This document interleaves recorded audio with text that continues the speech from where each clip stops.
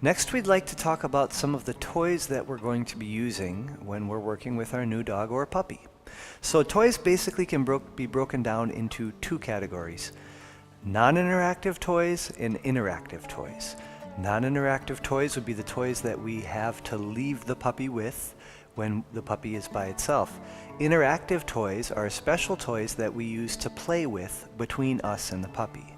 So I just want to talk about a few examples of these toys. First, let's talk about non-interactive toys. Again, toys that we're going to put in the crate with the puppy or in the X-pen, or if the puppy is tethered to us or dragging a line in the house and we're watching it. These types of toys are safe for the dog to be left with. They usually cannot be damaged or broken off, things like that. So here we go with a rubber chew ball. And you'll see it says on here, treat dispensable. And what that means is there's a hole in the side of the ball on both sides that we can stuff food into. Okay, creating a little puzzle for the dog to solve, occupying its time. You can also put, some peanut butter or something like that in there as well. So whenever we are doing this, we always, of course, we want to use treats and food that is agreeable with our dog. So another example is, here's a rubber bone that the dog can chew on. It's not really, these types of toys, you can see a ball is interactive, but this type of toy doesn't really offer itself for much interaction. So this could be left with the puppy. It also has, through the middle, a hole, which could be stuffed with something, giving the puppy or the young dog something to work on. Okay? Here's another treat dispensable toy, which is pretty elaborate.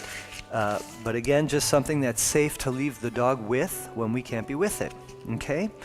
Interactive toys, again, are toys that we are going to be playing with the dog. So we definitely want to separate interactive toys from non-interactive toys, meaning that the only time we produce these interactive toys are when we are interacting with the dog.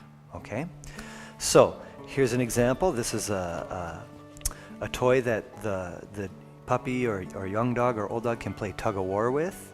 You can throw it, they can bring it back, you can hide it, different things like that, as you'll see in some of the games we prescribe here later. So but I would not leave this toy with a puppy. They can tear it, they can pull out some of the material inside, potentially swallow it, having a blockage in their stomach, things like that. So this is an example again of an interactive toy. This toy is I wanted to show you this toy because this toy is kind of right on the fence. So it could be an interactive toy with the right size dog, but it's very small. So if I'm working with a large dog and I'm doing tug games, this is going to be fairly dangerous for me to try and grab onto. At the same token, I wouldn't call this a non-interactive toy because again, there's things that can be plucked off, taken. This could be destroyed in probably a relatively short amount of time. So toys like this, if you have a small dog, you can use for interaction. If it's a larger dog, it's tough. If you do decide to leave a toy like this with a puppy, you always make sure that you are watching them like a hawk.